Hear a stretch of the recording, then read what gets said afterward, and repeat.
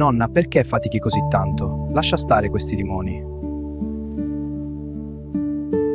Ogni limone ha il sapore di un sacrificio fatto per amore, Luca.